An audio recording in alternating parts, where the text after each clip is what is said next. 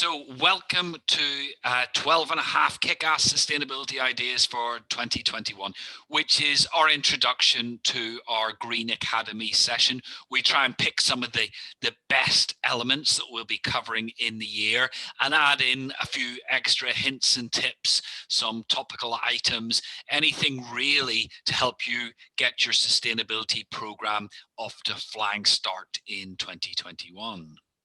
Who am I? Gareth Kane. I originally trained as an engineer, then swapped over to apply that engineering to sustainability. Somewhere along the line, I managed to write 5 books and bits of some others, but 5 books that are completely under my name.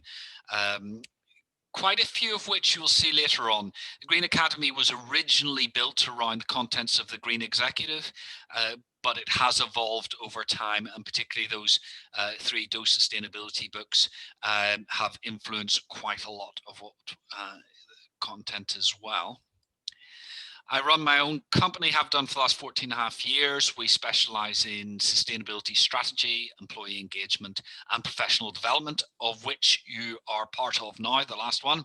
A few client logos there at the bottom, some of whom will appear as we go forward. But Green Academy, this, as I said, this is the taster. There are 10 sessions in Green Academy. They're usually on the first Wednesday of the month at 2 p.m. London time.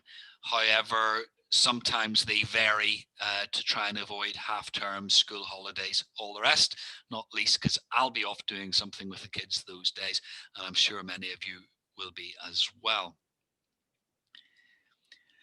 So on to the ideas, but well, first, the most important bit of what we do in Green Academy, which I think, or certainly I like to think, sets it apart from most webinars, you know, the ones that you sort of have to start checking your email halfway through. I hope none of you are checking your email already, but I hope you have your workbook.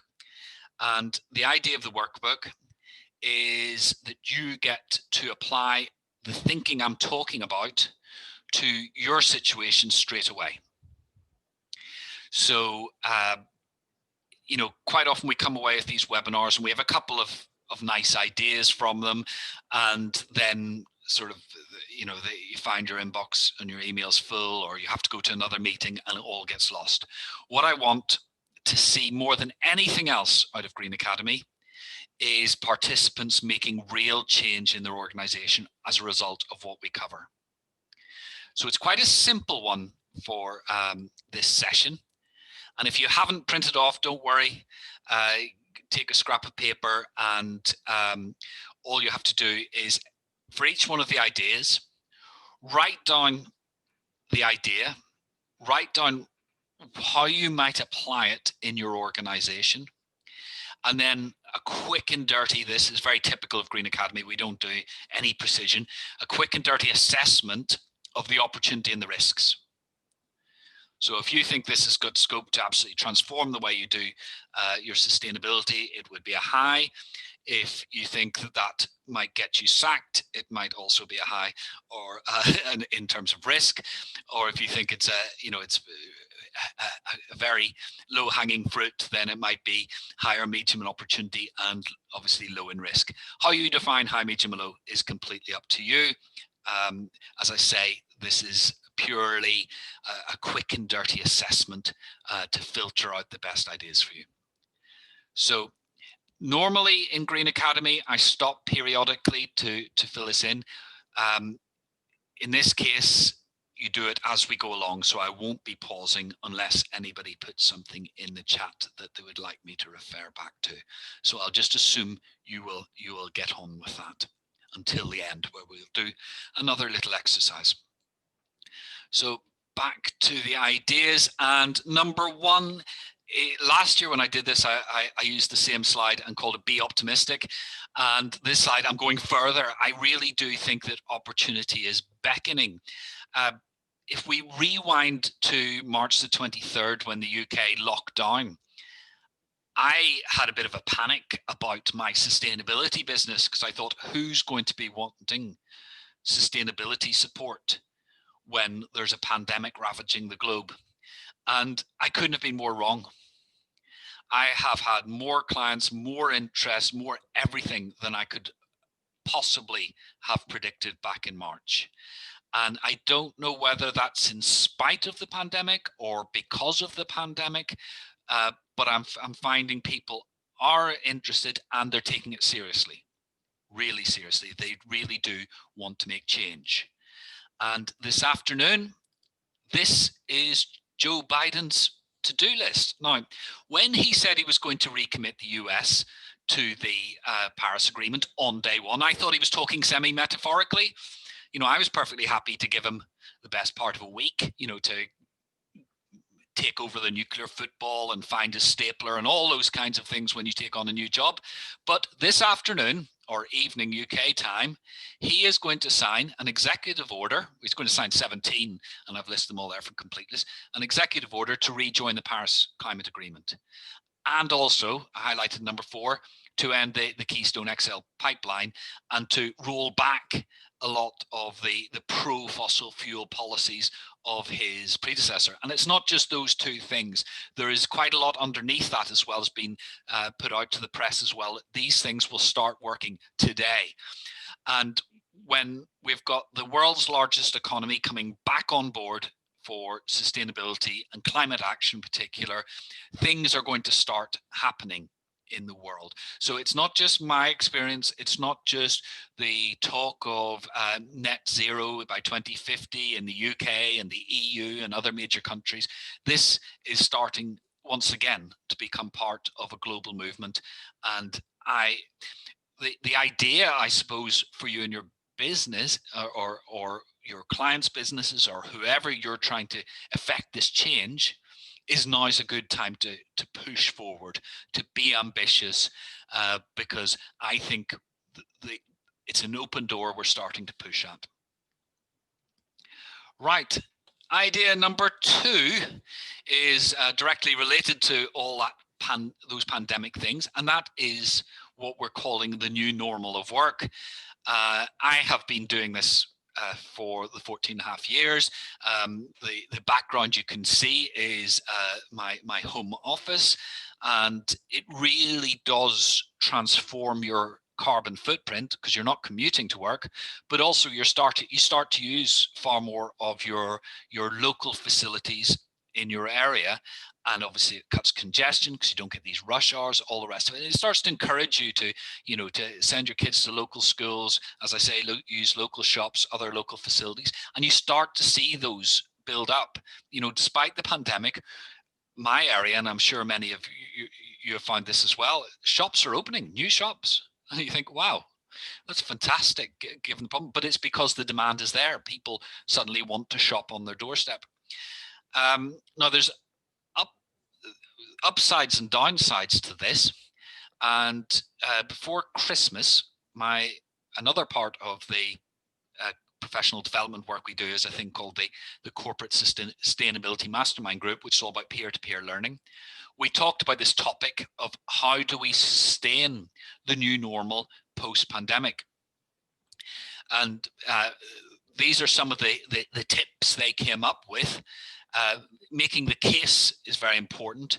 For most people, this is a better quality of life. Not all, and we'll come on to that in a second, but for the vast majority of people, the idea of flexible working is much better because you're not commuting, you're not spending time sat in traffic, the stresses are gone, you can spend more of that time with your family. You can, in theory, if you're and you have to be a little bit disciplined, use it for hobbies and things like that. You have to make sure that work just doesn't creep to fill up the time.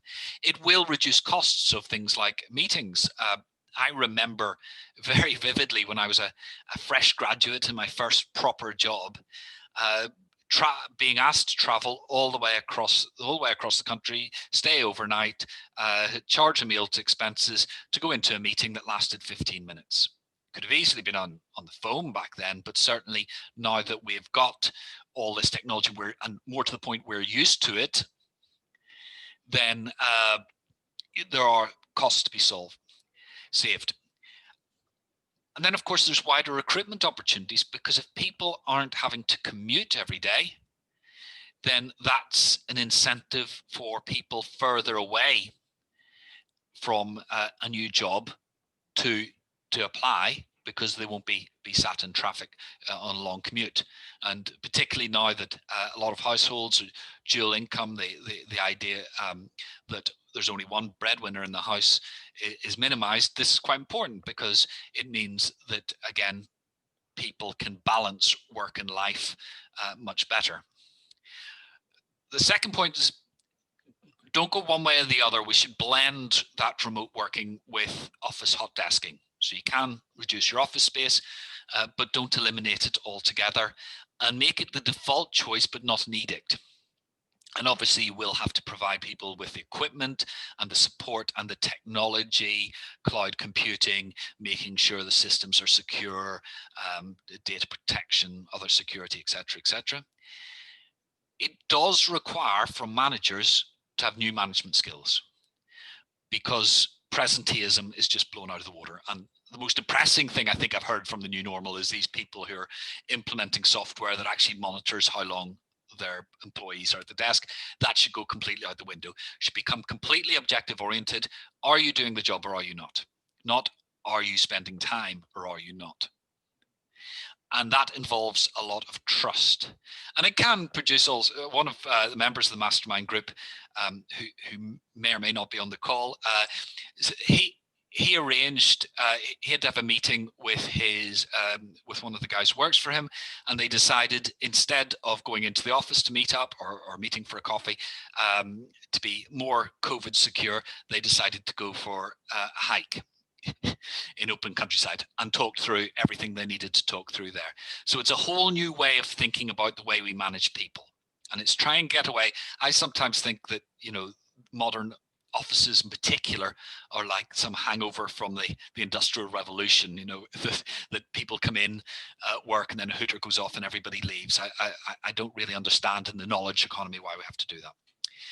But as I said, quality of life for most. There is a downside for some people when it comes to well-being. People can feel isolated. For some people, due to you know, abusive relationships at home, office might be their only sanctuary. So the rule we sort of concluded on is, don't question those who choose to use the office, because it may be something that's very stressful for them, and the office might be their sanctuary during the day. A lot of people are doing this already, but have social only Zoom calls.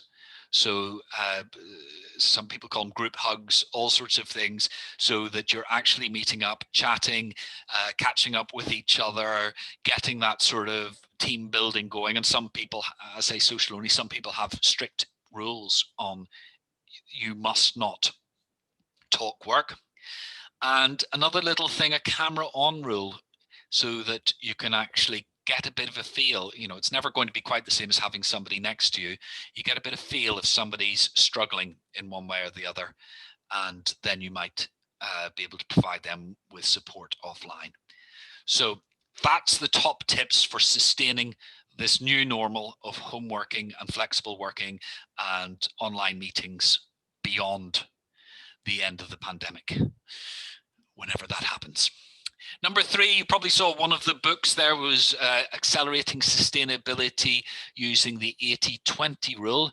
I'm sure most of you are probably aware of the 80-20 rule, but it's this idea that in many cases, 80% of results come from 20% of our actions, whereas the other 80% of our actions or our time only produces 20%. And if you think about all the time you have clearing spam or unwanted emails out of your inbox, all that stuff, and how much time you spend in meetings thinking, why am I here? I could be doing something more productive. That's all in that 80%.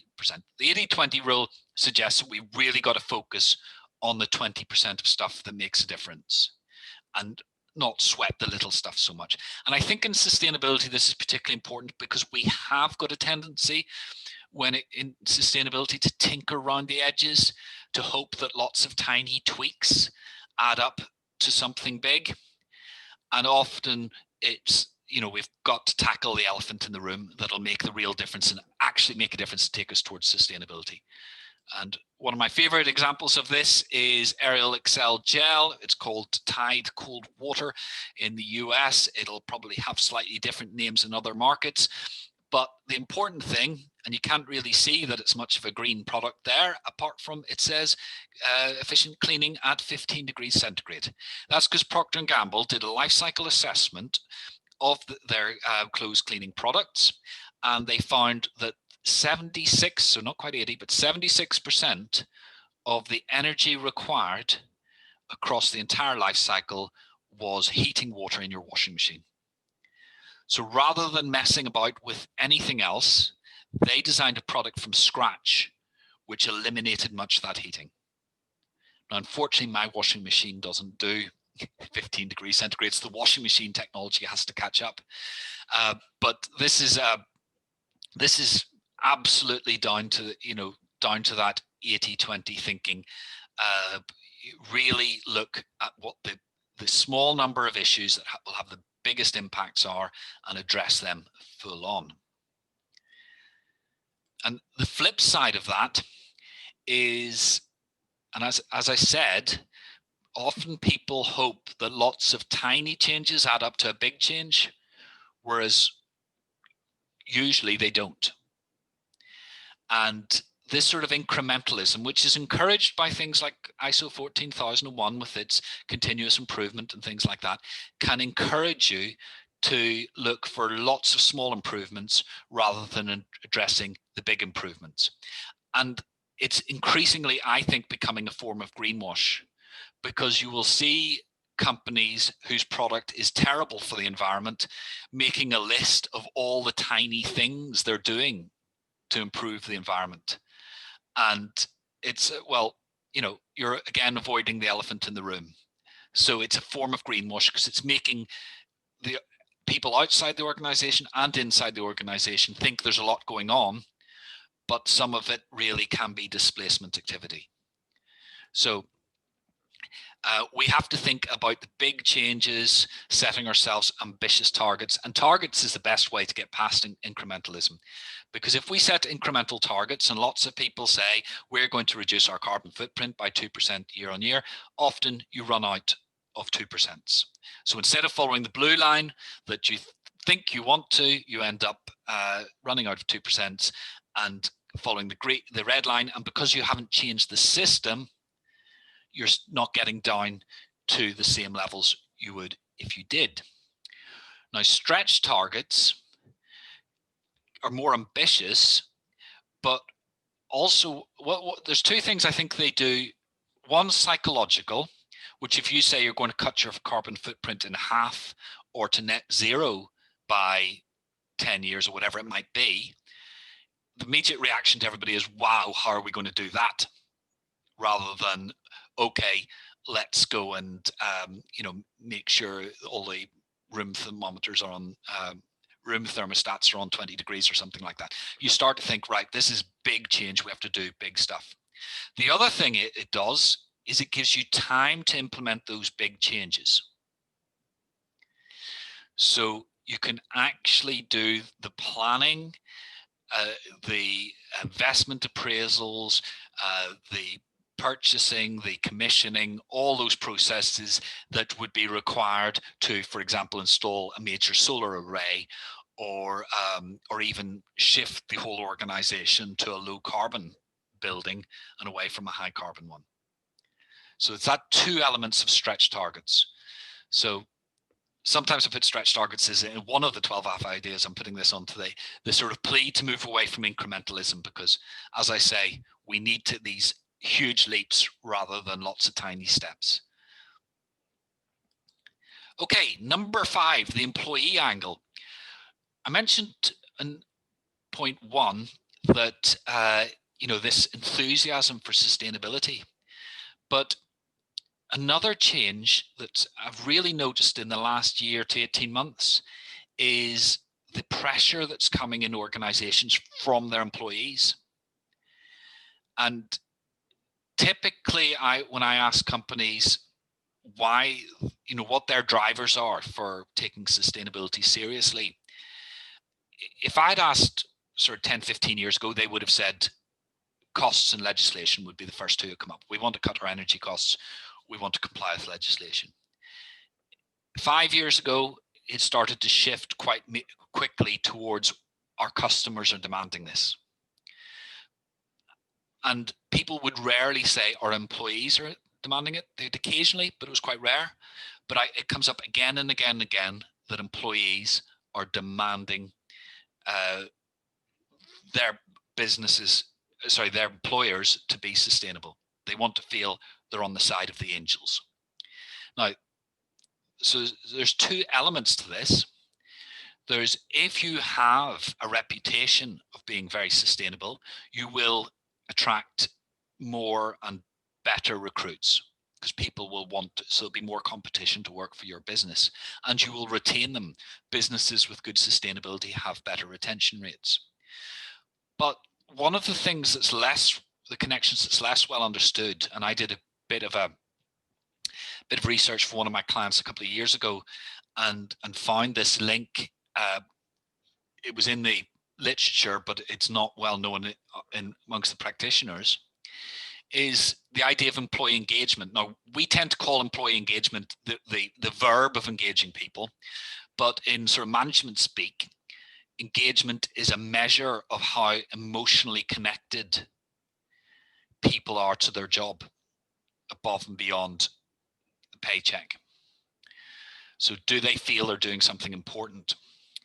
And lots of research has been done that shows the businesses and organizations with a high level of employee engagement will outperform those with a low level employee engagement by a considerable degree, by several times over, on anything you want to measure, whether it's profitability, whether it's productivity, whether it's sickness, whether it's health and safety incidents, whatever you measure. High employee engagement organizations are better than low employee engagement organizations. And sustainability is a gateway to that engagement because people feel they're doing those right things. So the idea here is to start to think in terms of your employees. The only slight downside, as I was talking about the 80-20 rule, is one of the frustrations with engaging the general public is they quite often understand little stuff rather than the big stuff. So things like,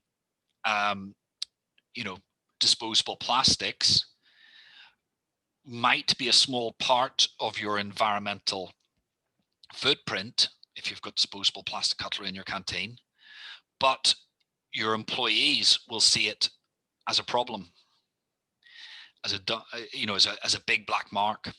So it's one exception to the 80-20 rule, is you have to understand the employee's perception of things and factor that into your decisions as well. One of the best ways to get that engagement is to involve people. And this is an early workshop I did. These people are all, or were all, because the political structures changed, but they were all waste managers in the various town councils in County Durham. They've all been amalgamated into one now. And we were looking, it was sort of their creative day, looking at how they would engage people. So we looked at different households and that sort of thing. But by getting them involved in that process rather than their boss simply deciding what the strategy for the way forward is going to be, they were much more engaged in that process. Right, I've got a question from Simon, if I can extract it here. A question about how the relationship between incrementalism and homeworking. Can we measure the environmental impacts? Yes, this is an issue. And one member of the mastermind group had been on a webinar on how to factor homeworking into your carbon footprint, because it isn't as easy as it might first appear.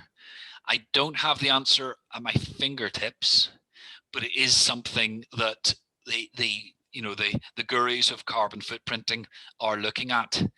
if I remember right, one of the things it does is it shifts your a big chunk of your your carbon footprint from scopes 1 and 2, which is your heating buildings and your electricity use, into scope 3, because your employees effectively become a supplier, which is, for those on the call who understand carbon footprinting, that might make sense. For the rest of you, don't worry too much about it. I'm not going to go into any more detail, but it's a complex thing, because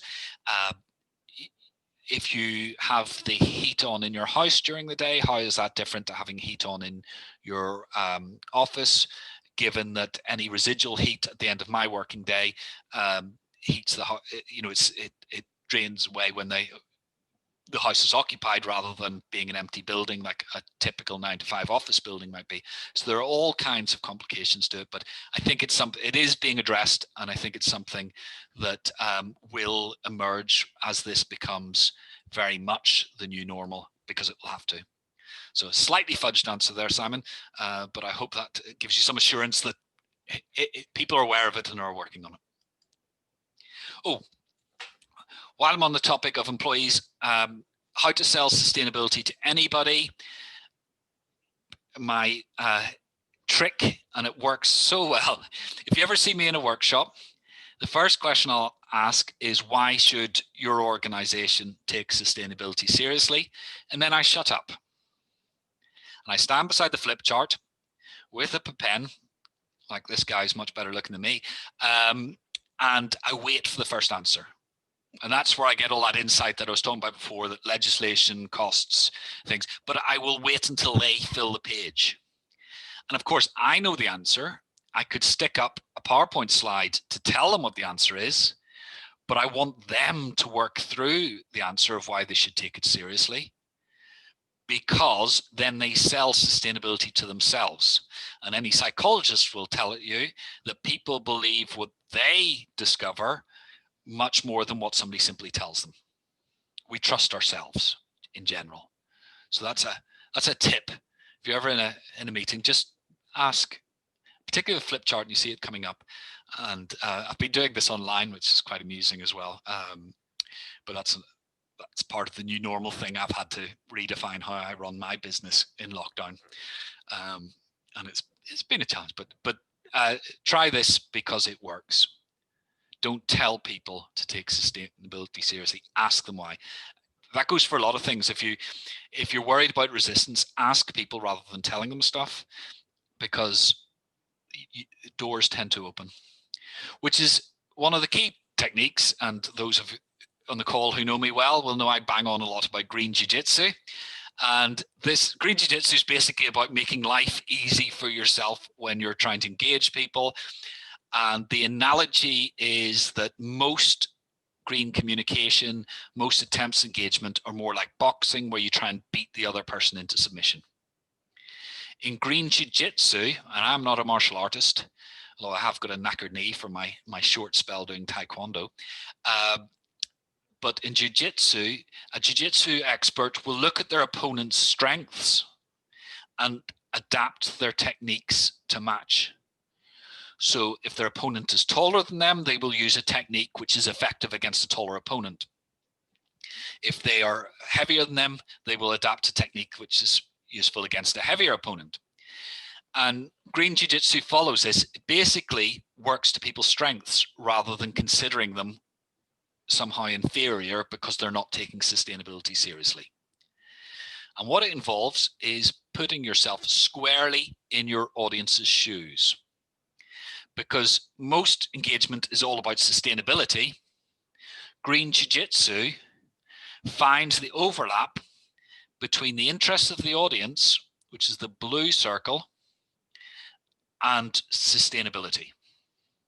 So I first discovered this when I was asked to go into a major, one of the biggest engineering companies in the, I was going to say in the country, pretty much in the world, and asked to engage their employees.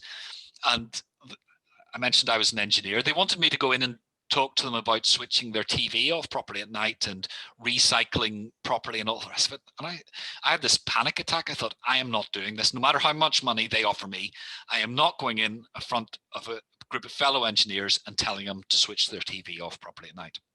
So I suggested an alternative where we framed initially carbon reduction as an engineering challenge, although it wasn't just technology, it was behavior as well, and got them to generate solutions of how to tackle that challenge. And we ended up with some very, very engaged employees. And I rolled this out to about 1,000 people. It was totally exhausting. We had 2 or 3 out of that 1,000 who refused to take part. What a success rate, 99.97, whatever that might be. Or 99.7.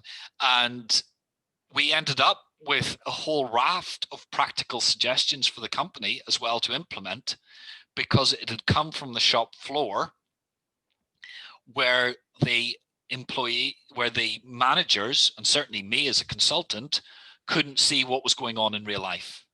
So we ended up with really, really good insights out of it as well. But the important thing is we projected this as an engineering, and in engineering terms, when we did the exercise, we used fishbone diagrams, which are an engineering tool.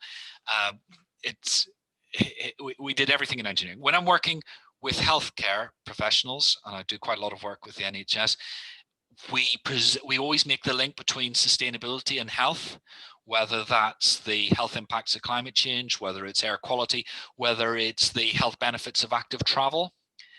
And another one of my clients, his chief executive was very into sustainability, but he retired and the finance director was taking over. And my client was a bit concerned that the finance director wasn't so emotionally involved in it. So he had a presentation, he had a slot to go and brief him, and he had a presentation ready, and he asked me to review it with him. And my first question is, where are the numbers? Because if you're dealing with a guy whose whole career has been looking at spreadsheets, you can talk all you want about the qualitative benefits, case studies, all the rest of it, but his brain will not be satisfied unless he knows the numbers. So my client went and started putting in things about market shares and market growth and all those sort of financial elements as well. And he felt a bit almost grubby, as some of us do, getting into the finance of these things. But it was very important, because that's the culture his audience was coming from, not him. So it takes a bit of humility, because you have to sort of put yourself in your audience's shoes. I could talk about green jiu-jitsu forever. This is a related one, which is the power of experience, which is, green jiu-jitsu is basically all about psychology. This is my road to Damascus. It's in the far north of Russia, where just over 24 years ago, I stopped, and this should be forest. And it's completely dead. You can't see it very much. There are a couple of scrubby little plants, but pretty much everything's dead because of that cloud. And that's a nickel smelter on the horizon. And that cloud is acid rain. And I had been an armchair environmentalist before I stood and took this photograph. But standing there, looking 360 degrees round at this devastation and tasting the acid I could taste it in the air, I came home and I changed my career. So this was very, very influential on me. It went from, this is something somebody else should be doing, to this is something I'm going to do. There's also a bit, as the engineer, seeing that the connection between the ecological damage and the engineering on the horizon that's actually causing it, that brought it home to me that I wanted to be part of the solution, not part of the problem. So that was a very, very visceral moment for me. I wasn't there for very long, because my Russian guest made me get back in the car before I filled my lungs with too much acid. But anyway, we can't all go off to places to see rainforest destruction or Arctic forest destruction or anything else, or the ice sheet melting. But experience is very, very powerful. And even something like getting used to driving an electric vehicle and understanding it, that experiencing that reduces the fear of the new. So Nestle have a factory here in Newcastle, where I'm based. They set up a financial incentive for their employees to buy electric vehicles, but they also hired a couple and let the employees borrow them so they could try them out, see how they worked, get over their range anxiety and all these other fears about electric vehicles, and in that way reduced the mental barrier to actually making change. So a bit like the rest of Green Jiu-Jitsu, this is all about making things really familiar and easy and reducing fear, reducing barriers, making sustainability as easy as you want. And experience will overcome an awful lot of those barriers. So have a think, again, in your workbook about things you could do at work to help people experience things. If you wanted to do waste reduction, some companies will pile a week's worth of waste in a car park and then get people with gloves sorting through it to see what they're actually throwing away. Anything like that is always much more powerful than PowerPoint slides, as we are doing here. But so experience. Number 8, challenge your suppliers. I mentioned Interface, or the slide came up. If you haven't heard of Interface and you're into sustainability, you should have heard of Interface. You should go and find out. There's a book in that bookcase behind me called Confessions of a Radical Industrialist by the founder, unfortunately now deceased, of Interface, which is, it's a bit hokey in terms of its, a bit folksy, but it's just, it'll blow your mind, the stuff they do. And they're the biggest carpet tile manufacturer in the world. Normally I say, except most people are probably at home, if you're sat in an office, carpet tiles, there's a 1 in 4 chance it's an Interface carpet tile, and they do incredible things. And you couldn't pick a worse industry to try and make sustainable either, because it's all fossil fuel based products and glues and flame retardants, all sorts of nasty things. But they are radically changing what they do. And one of the things that really got me when I interviewed the guy I was working for at the time, unfortunately he's moved on from Interface, Ramon Ariata, about how they deal with their suppliers. And his attitude is, most companies try and police their suppliers. We do the opposite. We challenge our suppliers. So instead of saying, here's our code, we want you to fill in this questionnaire, we'll come and do an audit, his attitude is, no, we're not trying to fix your sustainability problems. We want you to fix our sustainability problems. So demonstrate that and you'll get the contract. So the reason why there's fishing nets on the left-hand side is one of their suppliers pitched to them the idea of taking nylon fishing nets, processing them, and then turning them into carpets. And this project is called Networks, and it's a premium product for Interface.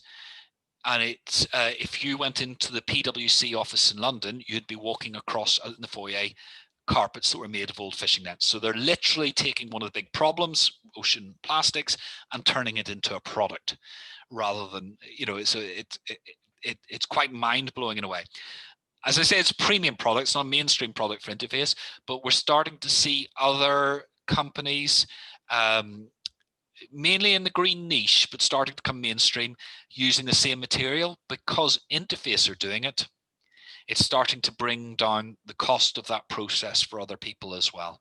And that's one of the great things about really radically changing your supply chain, is you're not only opening up opportunity for yourself, you're opening up opportunity for others as well. So the impact is wider if you want to be sort of more generous in what you do. Oh, right. Number 9, create the future you want. And this sort of sounds a little bit hippy dippy in a way, but it's actually very practical. And the reason why I've got it here is most people, oops, sure, that's the previous, suddenly having a breakdown relationship with my mouse here, apologies. Most of us default to forecasting. So this is a very arbitrary graph. You've got an environmental impact.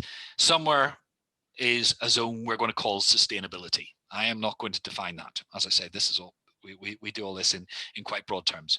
So you might think, well, if we just follow business as usual, our impact may go in that business as usual line. Actually, for most businesses now, because the grid is decarbonizing, it's probably going to go downwards. But then we say, okay, if we implement policy 1, this will have this improvement, policy 2, and we try and create a whole basket of policies to bend the trend down towards that sustainability. But it's a bit like the incrementalism we were talking about before, is that you're hoping that a lot of little stuff will add up to something big. Now, the more powerful way of doing it is backcasting, which I gave a bit of a spoiler before, and in this, you don't start at the beginning, you start at the end.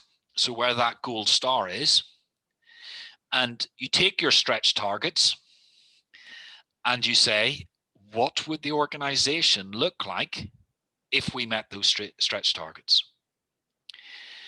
And the other great thing about doing this is you can do it in workshops with key decision makers, and then you get, so it's not you doing it as the sustainability person, you're actually getting the people who have to implement it to do it. So you define the endpoint, and then you step back. I normally only do one intermediate step. So say the endpoint's 10 years away. Then you say, okay, say that's 2031.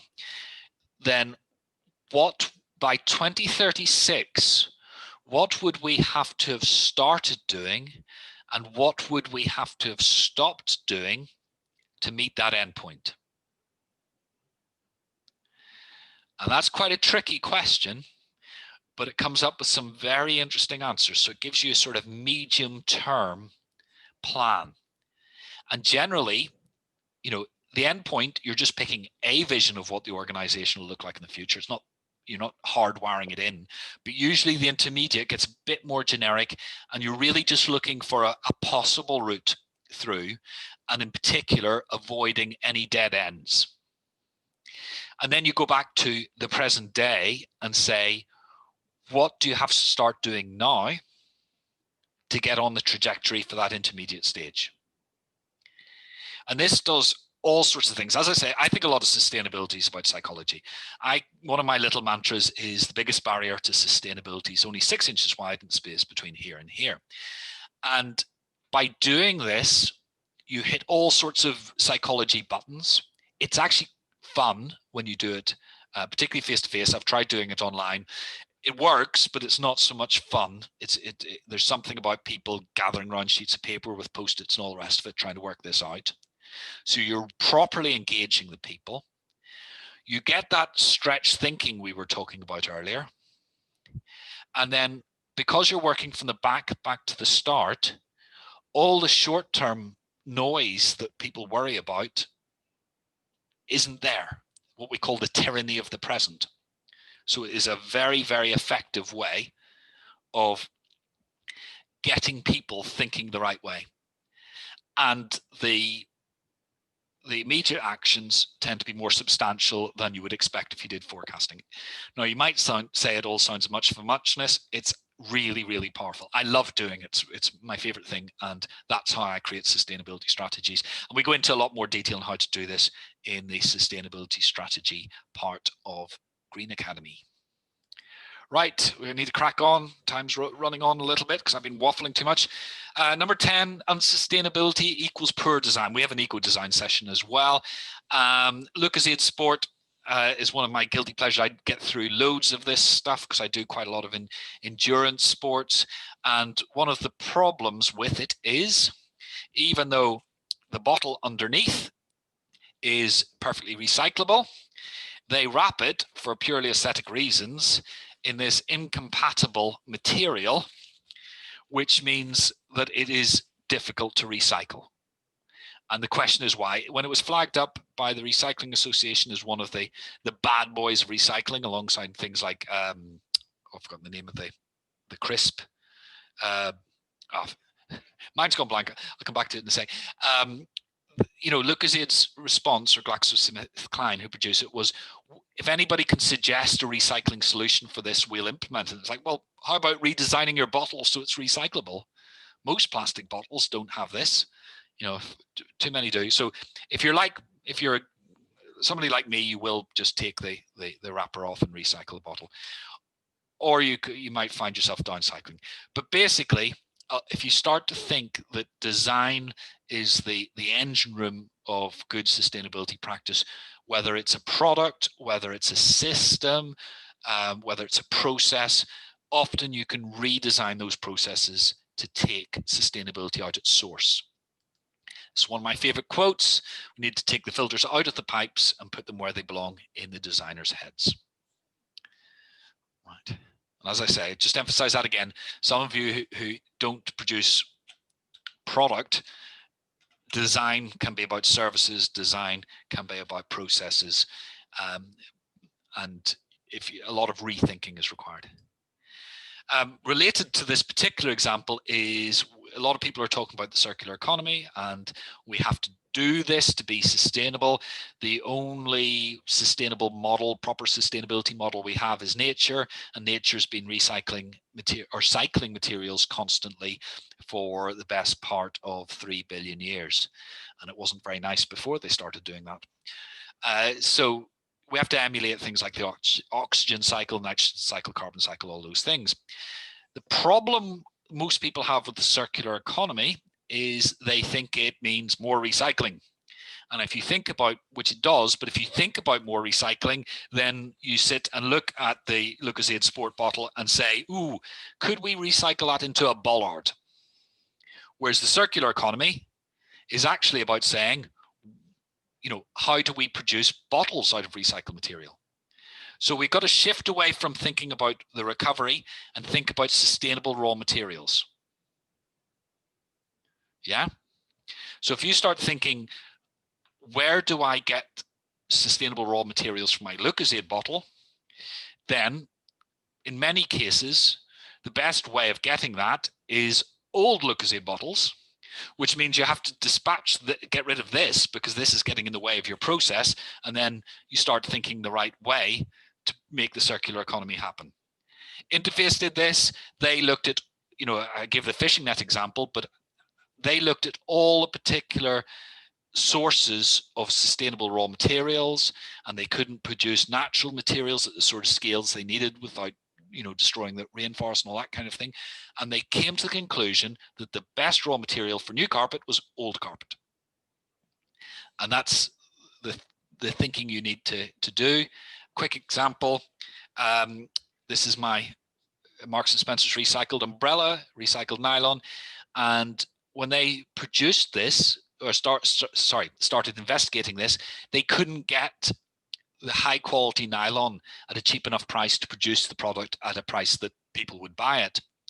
So they ended up buying low quality nylon, recovered nylon, polyester. I'm still thinking of the other example, polyester, from polyester bottles, and they bought it in bulk to stuff cushions and other uses where the actual appearance of the material wasn't so important.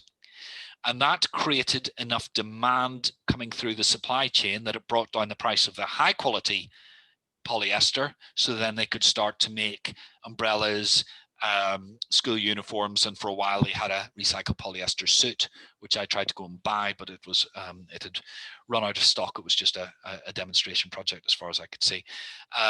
So it's again thinking about how you can increase demand for raw materials, and that will make that cycle of the circular economy move. Right. Sorry, Lee has a question. A large percent of bottles, what's in the Lucozade bottle is probably after, so why sell it in a water? So why sell it in a bottle at all?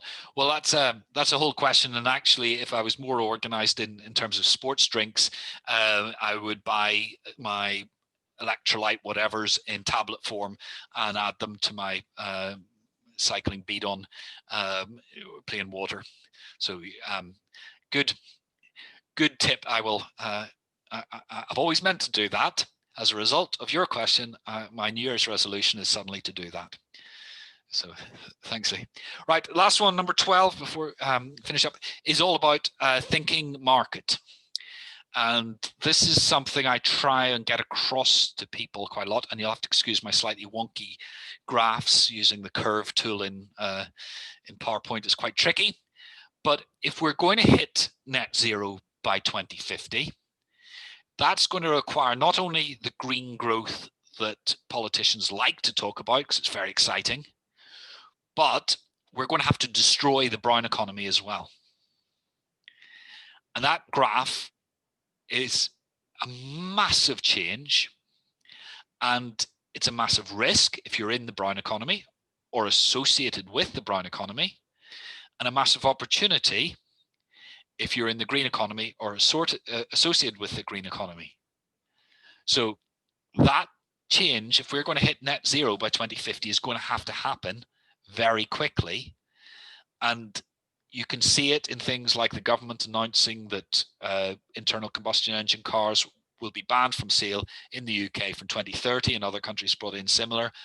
You know, that's, you can see the motor industry now is starting to think very seriously, how are we going to deal with that? And basically, you need to be on the green curve rather than the brown curve. And you might think, well, I don't produce electric cars, but the low carbon economy is enormous. So at one end, we've got the technology, the vehicles, renewables, buildings, consumer goods, telecommunications, so we can do Zoom meetings, all the rest of it, and digital goods, so Netflix, rather than I'm old enough to remember sort of going into HMV on a Friday with 50 quid and buying a pile of DVDs or CDs to take home. And now suddenly everything's streamed, so we don't have all that stuff. So there's all that technology end. Then, of course, there's a supply chain for all that stuff. So looking at the recycled materials, looking at highly energy efficient components, software to control all those things. But there's also a whole raft of supporting services. And things like Gateshead College, which is not far from where I'm sitting, they got in very early and developed a course to teach emergency services how to deal with an electric vehicle in the case of a road traffic accident. And of course, as the electric vehicles start to appear in the car, almost every emergency service is sending people to Gateshead College because they were in there first, because everybody has to know this. Everybody has to know how to make that battery safe, what they can and can't do, what they should be aware of. And so they weren't doing the technology, it's all the supporting services as well. An awful lot of legal firms now have specialist companies in, for example, renewable energy contracts. So it's not just the tech industry, it's all the other stuff as well. Right. So think market. Johnson Matthey, I mentioned one of my clients before. One of their interesting things they did recently is they restructured the business. And they not only changed they're basically a catalyst company, but they realized that it was about 86% of their income was from solving other people's environmental problems. So that's the market they were dealing with, and the market that's expanding, and they want to appear to be dealing with. So they restructured their divisions into what the environmental output is. So their clean air division, their efficient natural resources, health, which is another part of what they do, which is more social sustainability, of course. Then there are new markets where they're looking at battery technology and things, because obviously they may have a third of the market for catalytic converters at present, but that market's going to shrink. So a bit as we're looking at those jaws of death, they're going to have to find other elements of green growth as well, even though catalytic converters do not only improve air quality, but they actually tackle quite a lot of climate emissions by getting rid of nitrous oxides. Sorry, I'll go on about that for a while because I'm very passionate about a lot of these things. So, okay, those are the 12 ideas I've rocked through very, very quickly. Difference between this session and the other sessions is we take a lot more time over how we do this so you can get a deeper understanding. This is a taster. It is meant to be fast and furious, and my throat's getting quite sore because I've been talking too much. I don't talk quite so much when we do them in the sessions. The 12 and a half one, if you're wondering, is and the reason why I don't make it a full one is because it's a bit of a sales pitch. It's a bit of, because we do professional development, as I say, or you can get your professional development elsewhere. We just want you to do sustainability better. So the easiest way to improve your skills with us is our Green Academy webinars. They're very low cost. You don't have to move from your desk. I mentioned the mastermind group, which was set up. It's a small number of senior sustainability staff in some big organizations, and we get together quarterly and under a discussion like sustaining the new normal, and we basically learn from each other. There's no PowerPoint presentations, there's no experts. It is purely sharing experience and thinking and mutual support and all those things. It has shifted online, obviously, because of COVID. At the minute, I'm trying to work out in my own head, if I get a moment away from homeschooling, whether to launch a purely online one so it can be global rather than requiring people to travel, and what we're going to do with the existing one. That's all something I have to have that discussion. But the mastermind group, it's a very powerful way to learn peer-to-peer. And then the most sort of intense one we do, but also the most expensive, is one-to-one coaching, where we can help you work your way through issues and sort of turn vague goals into action. So that's just a little bit of a sales pitch. If you want to take part in Green Academy, I will be writing to you in either today or tomorrow, offering you a reduction on a year subscription, which is already pretty minimal. And if you want to sign up before the first session on the 3rd of February, if I remember right, you can get that discount and get all 10 sessions. Oh, right. I thought I had another slide, but I don't. Last exercise in the workbook, that's what I need to go to. And this is how we finish every single, second, last but one. All those high, medium, lows that you've put on the table above, if you've done it, and it's all up to you. It's just there to help you. If you don't feel like doing it, don't like the idea, that's okay. If you want a quick and dirty way of assessing those, then if you plot your opportunities and risks on that grid, so if it's low, low, it's bottom right. If it's high, high, it's top left. The better solutions, which are high opportunity and low risk, will, if you put the numbers in, will migrate to the top right. And because we have hit 3 o'clock and I hate going over, I'm going to do the final exercise, so I'll leave you to do that in your own time. And this is our mini backcasting with which we finish every single Green Academy session, and I think it's the most important thing. And when I've actually seen what people put in these sheets, I think it really, really works for not just me, but for everybody else as well. So of all those 12 things, or some of the extras, because I do throw a bit other ideas and hints and tips in, what are the 3 most important things you've learned today? So just off the top of your head, write down the 3 things you want to take away and do something with. Then for each one of them, think ahead 6 months to a year and think, what would I like to be doing differently by then as a result of those 3 things?